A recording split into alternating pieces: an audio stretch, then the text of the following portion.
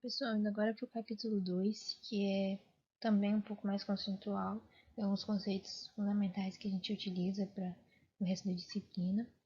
A gente vai começar com a hipótese do contínuo. O que é essa hipótese, né? É que a matéria está distribuída continuamente em um volume de interesse, ou seja, a gente vai desconsiderar os espaços vazios que existem entre as moléculas.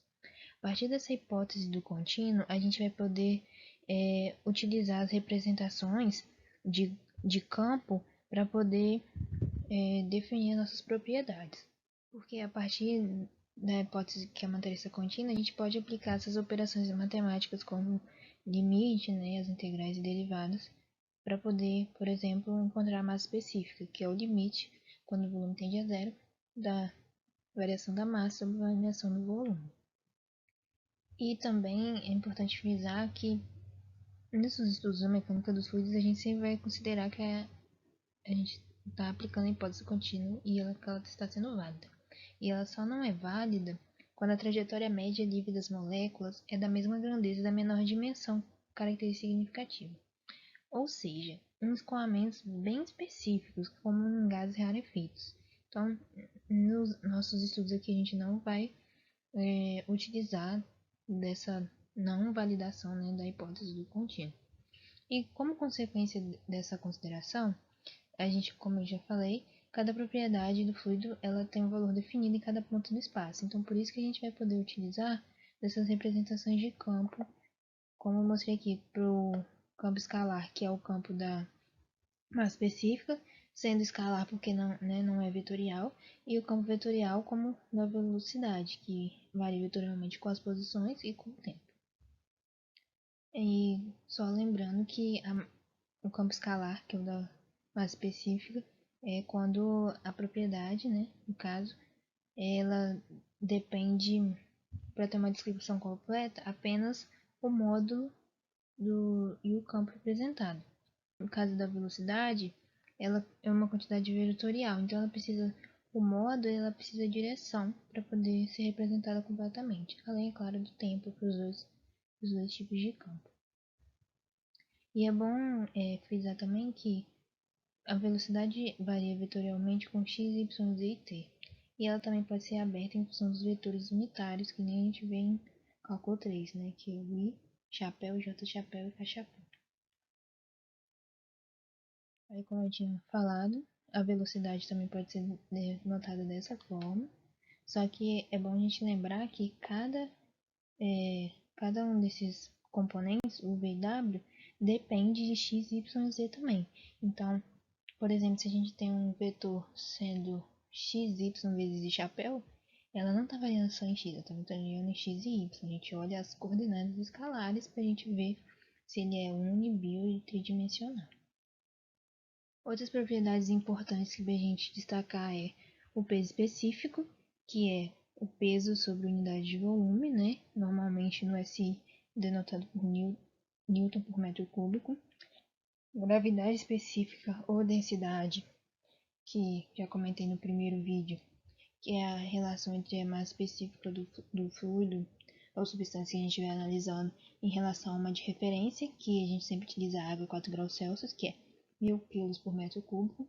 E como a gente tem que peso específico e massa específica vezes gravidade, a gente também pode relacionar os pesos específicos, né? Já que se a gente multiplica aqui por gravidade nos dois, a gente vai acabar tendo, né, o peso específico. E a gente tem também a viscosidade absoluta, vou mostrar um pouco mais sobre a viscosidade de tensão no próximo slide, mas a viscosidade absoluta, resumindo, ela indica a capacidade de um fluido escoar. Um fluido mais viscoso, como por exemplo um óleo, ele resiste ao movimento, ele é mais difícil de escoar, ou seja, quanto maior a viscosidade, mais difícil de ter o escoamento. E um fluido que não é tão viscoso como a água, ele escoa mais fácil. Aí, como eu falei, a tensão e a viscosidade elas são dois conceitos que andam juntos, porque através do experimento das duas placas, que eu já falei no primeiro vídeo, a gente tem também a parte conceitual em relação à tensão e viscosidade. Porque quando a gente teve o escoamento do fluido devido ao movimento dessa placa com uma função F, o que a gente tem, por exemplo, a partir do momento que a função está sendo aplicada e esse fluido está andando com uma velocidade constante, tem que ter uma força agindo por aqui para poder equilibrar essa força tangencial aqui, porque, né, da segunda lei de Newton, a gente tem ou ele está parado ou eles estão movendo, né, a velocidade constante. Então, por isso que a gente tem que ter uma força que equilibre a força que está movimentando a placa. E essa força é devido ao atrito entre as diversas camadas de fluido que vão tendo aqui nesse perfil com velocidades diferentes. E esse atrito é que gera essas tensões que são entre as placas de fluido.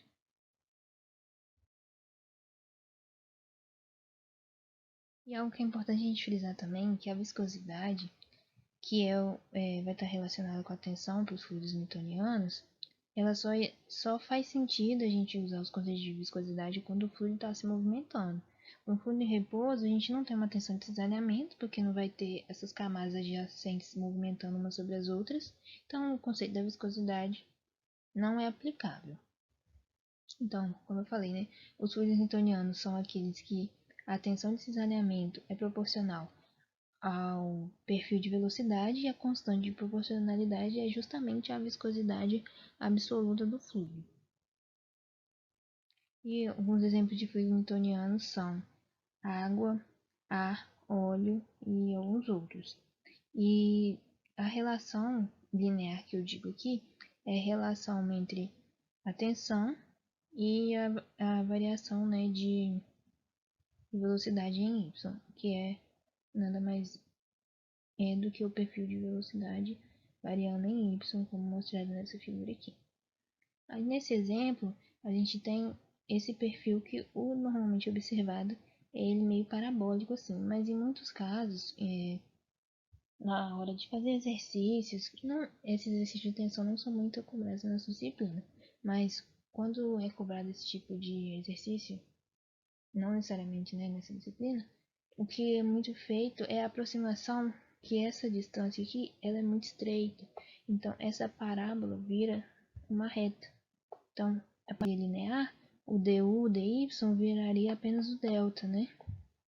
Que seria, por exemplo, o v aqui é menos o zero, que é a velocidade zero na placa que está parada devido ao princípio da aderência, e embaixo a variação em y.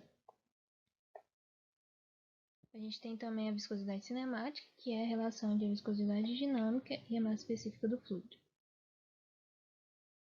Aí, só mostrando um exemplo do gráfico que relaciona os fluidos newtonianos, em que a gente pode ver que é linear a relação entre a tensão de cisalhamento e o du/dy, e os fluidos que não são newtonianos, a função são diferentes, né? Não necessariamente. Bom, agora a gente precisa falar sobre o escoamento do fluido, que tem algumas classificações. Aí, por exemplo, essa primeira classificação do escoamento é em relação à direção da variável do campo de velocidade. Ou seja, ele pode ser uni-, bi- ou tridimensional. Variar só numa direção, nesse caso aqui é x, variar nas duas dimensões e variar nas três dimensões, como está nessas figuras. Então, unidimensional, o campo de velocidade é apenas em função de uma das coordenadas. Aí você pode ver que em x1 a velocidade é v1 e x2 a velocidade é v2. Ele variou em x, tá vendo? Antes a setinha era um pouco menor, agora um pouco maior. Mas em y é constante, ó. As setinhas são todas do mesmo tamanho. É isso que isso quer dizer. Bidimensional varia tanto em x quanto em y, como vocês podem ver aqui. Vai variando à medida que desce aqui no perfil e também varia de um ponto até outro em x. E tridimensional varia tanto em x quanto em y quanto em z. Em relação à variação no tempo, o escoamento ele pode ser permanente, transiente, Permanente é quando as propriedades não variam com o tempo, e transiente é quando as propriedades variam com o tempo. Esse é um exemplo do Brunet que ele dá para retratar essas definições. No escoamento permanente, quando a gente tem, isso a gente vai usar muito na parte de Bernoulli e perda de carga, tá? Essa consideração. Do regime permanente, a gente tem um reservatório de grandes dimensões que com o tempo, o nível de água, por exemplo, aqui, vai descer tão pouco que não teve variação, como se não tivesse variação com o tempo do nível, por exemplo, da velocidade. E é isso que ele quer dizer. E quando é, nesse caso aqui, tem um nível variável, quer dizer que a velocidade que variaram os tempos, tá vendo? Aí a forma como a água sai do bocal é diferente, então é um regime transiente. Quanto à compressibilidade, o fluido pode ser com escoamento compressível ou incompressível.